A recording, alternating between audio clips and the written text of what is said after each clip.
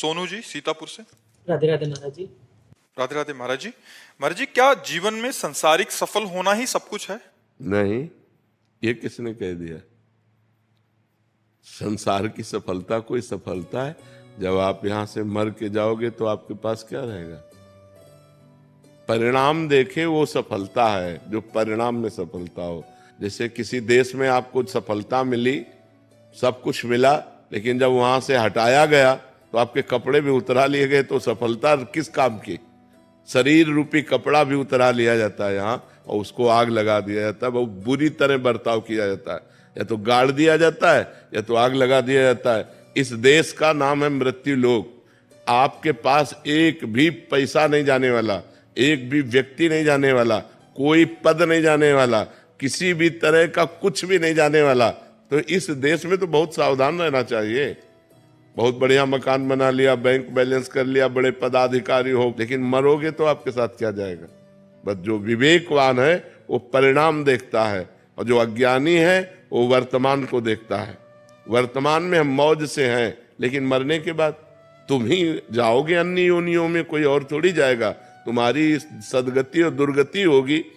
तो जो 4 दिन की चांदनी में मुस्कुरा दिया और इसके बाद अंधेरी रात है, फिर क्या करोगे? सफलता तब है जब चांदनी में अंधेरी रात की व्यवस्था कर ली कि आगे जो रात आने वाली है इसमें हमें प्रकाश मिलेगा। हमारे जीवन की शाम होते होते हमारे अंदर वो ज्ञान हो जाना चाहिए जिससे हमारा जन्म न हो, अगर हो तो अज्ञानियों की तरह न हो। हमें भगवत प्राप्ति हो जानी चाहिए, हमारे पास भजन रूपी धन होना चाहिए, परोपकार रूपी धन होना चाहिए, पुण्य रूपी धन होना चाहिए।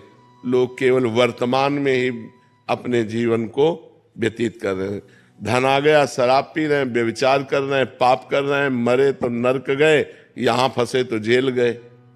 अब देख लो, आंखें खोल के देख लो संसार में क्या हो रहा है। क्या ये सफलता है?